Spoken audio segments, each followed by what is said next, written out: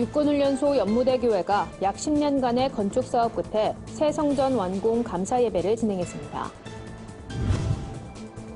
한국기독교연합이 창립 당시 사용했던 한국교회연합 명칭을 다시 사용하겠다는 뜻을 밝혔습니다. 대한예수교장로회 고신총회가 고려총회와의 통합을 기념하기 위해 통합기념교회를 설립했습니다. 구티비가 성탄의 진정한 의미를 되새기기 위한 성탄절 특별 프로그램을 마련했습니다. 교계 연합기관과 주요 교단들이 성탄을 기뻐하는 축하 메시지를 전했습니다.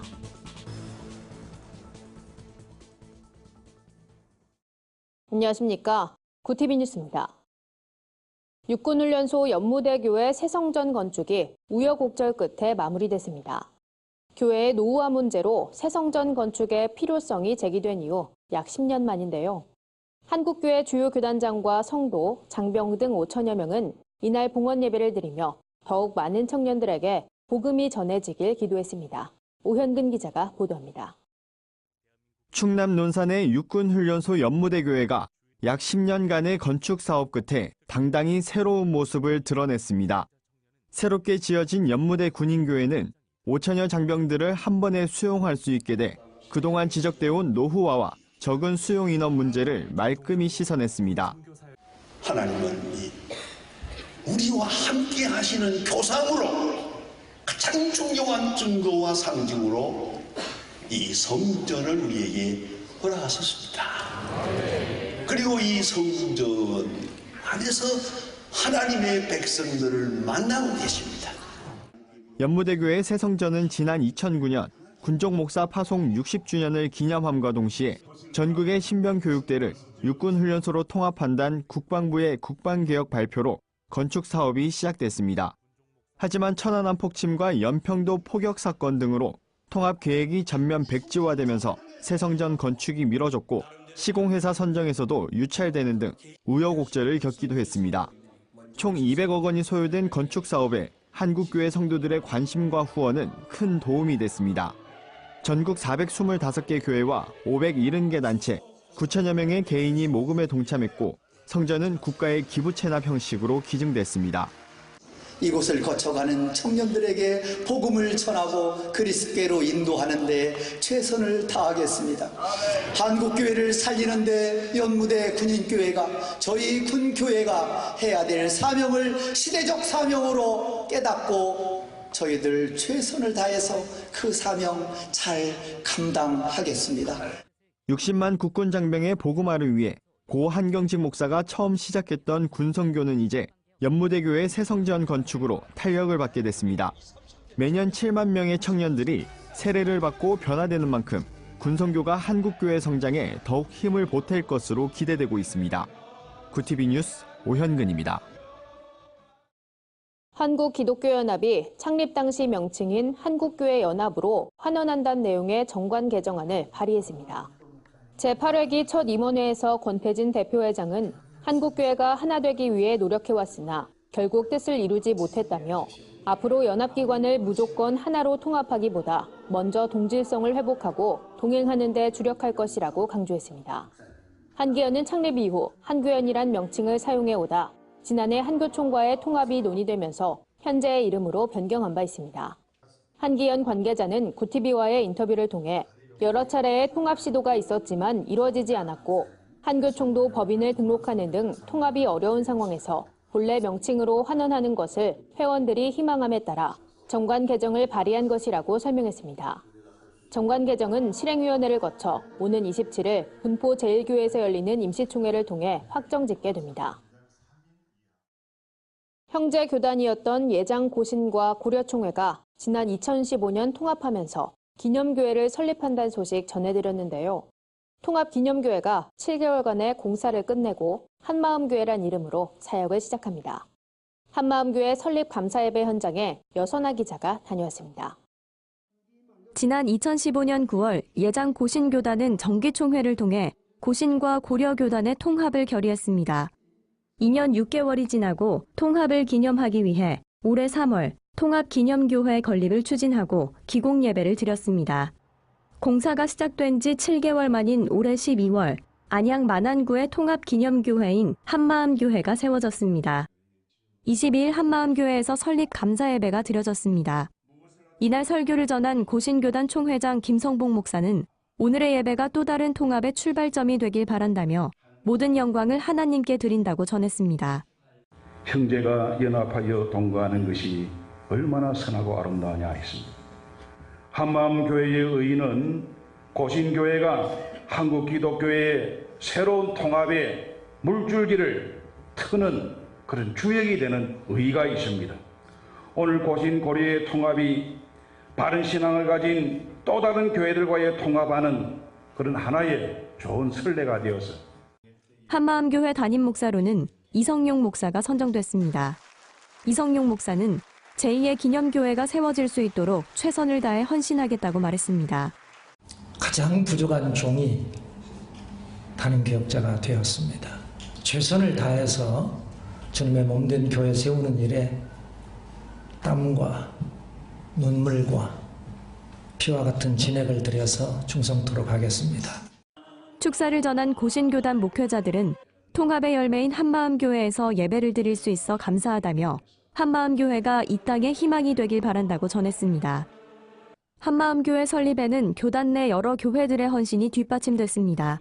특히 인근의 안양 일심교회는 건축 예산의 절반을 도맡아 모금에 적극 나선 것으로 전해졌습니다.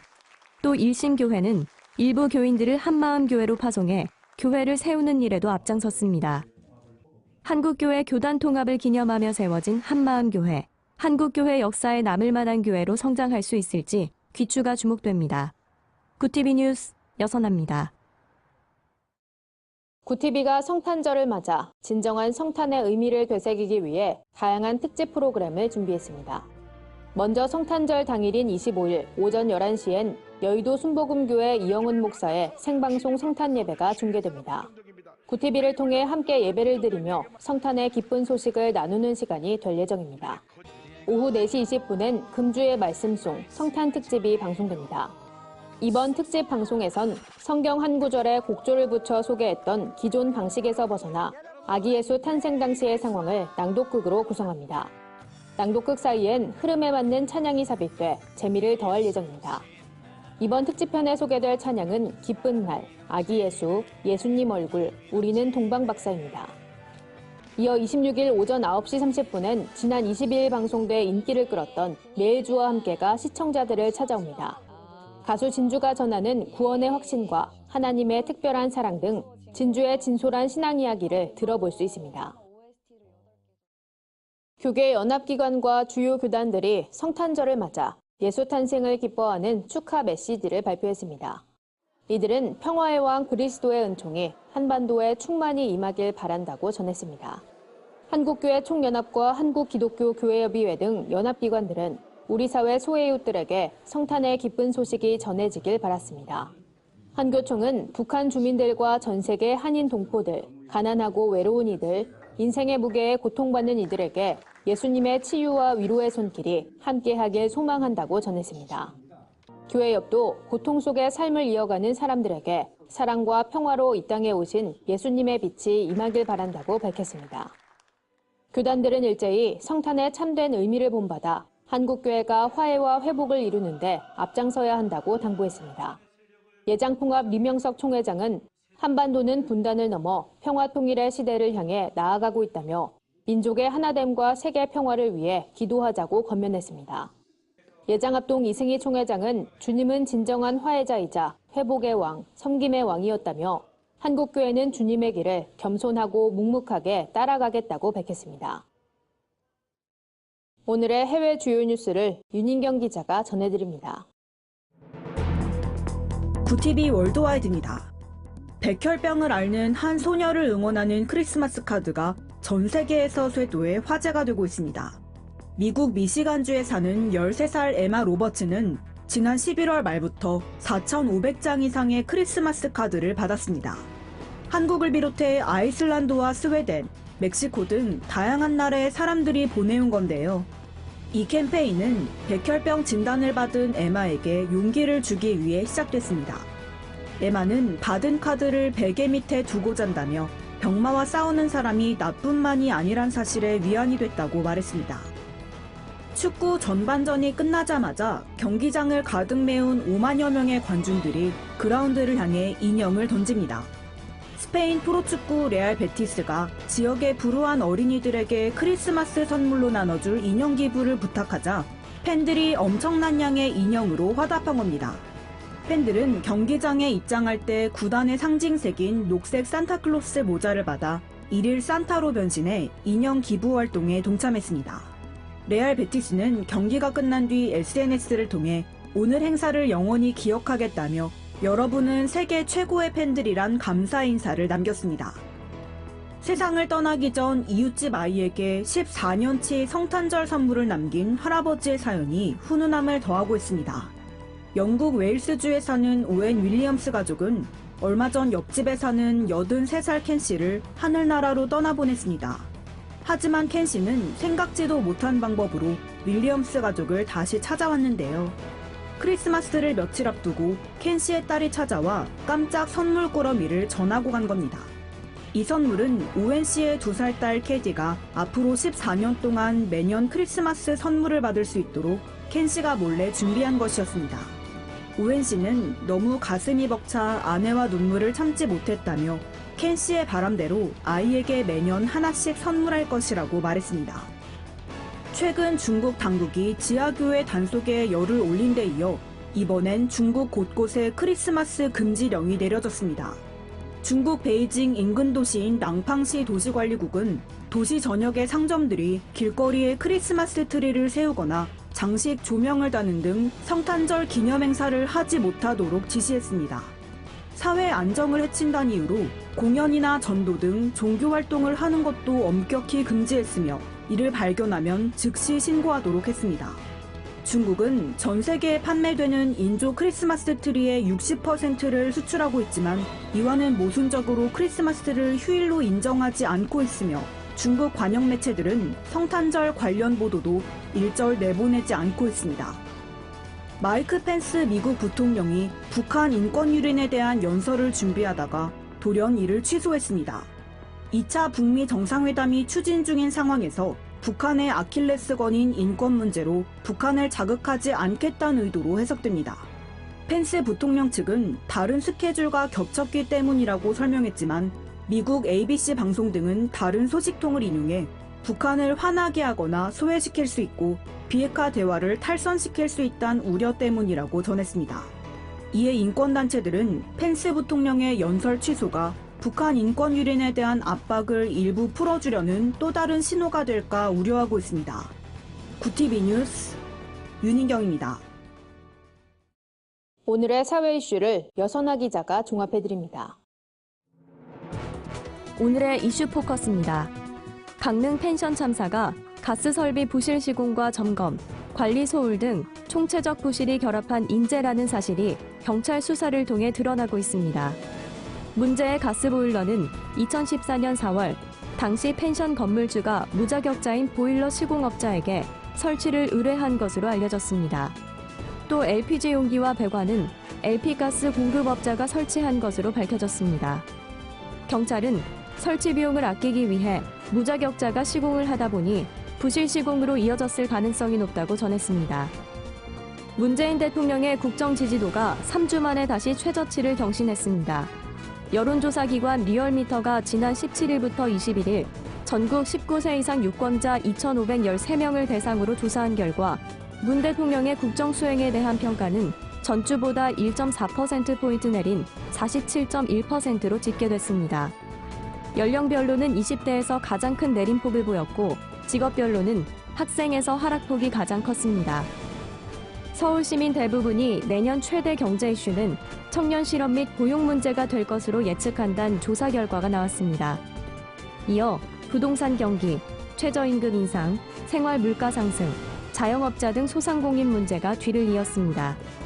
각 경제 이슈가 내년에 얼마나 개선될 것으로 보느냐는 질문엔 서울 시민 대부분이 크게 개선되지 못할 것으로 예상했습니다. 구티비 뉴스 여선아입니다. 주요 단신입니다. 한국기독교 직장선교연합회가 제7회 직장선교대상 수상단체에 서울경찰청 기독선교연합회를 선정했습니다. 개인 부문은 세계기독교 직장선교연합회 명근식 대표회장이, 모범 직장선교인은 현대자동차 직장선교연합회 김정규 총무가 선정됐습니다. 시상식은 내년 1월 12일 진행됩니다. YWCA가 여성 권익과 지위 향상을 위해 헌신한 여성 리더를 발굴하기 위해 선정해온 제17회 한국 여성 지도자상 후보자를 내년 1월까지 추천받습니다. 대상과 젊은 지도자상 2개 부문에서 후보자를 추천받으며 우편 또는 이메일, 방문을 통해 접수할 수 있습니다. 한국기독교대안학교연맹이 내달 2일부터 4일까지 제19회 기독교 대안학교 컨퍼런스를 개최합니다. 충주 켄싱턴 호텔에서 열리는 이번 컨퍼런스에선 학생 맞춤형 교육과정의 실제, 하나님의 뜻을 품은 학급 경영 멘토링 등 10여 개의 현장 중심적 강의가 마련됩니다. 전북 기독교 성지와 사업추진협의회가 전주시 기독교 근대 역사기념관을 설립합니다. 역사기념관은 지하 2층, 지상 4층 규모로 건축되며 80억 원의 사업비가 투자됩니다. 기념관 설립은 전북 선교 125주년을 맞이해 추진됐으며 전북의 기독교 역사를 한눈에 볼 수 있는 장소로 사용될 예정입니다. 이상으로 뉴스를 마칩니다. 구TV 뉴스는 인터넷 신문, 데일리 굿뉴스를 통해서도 보실 수 있습니다. 시청해주신 여러분 고맙습니다.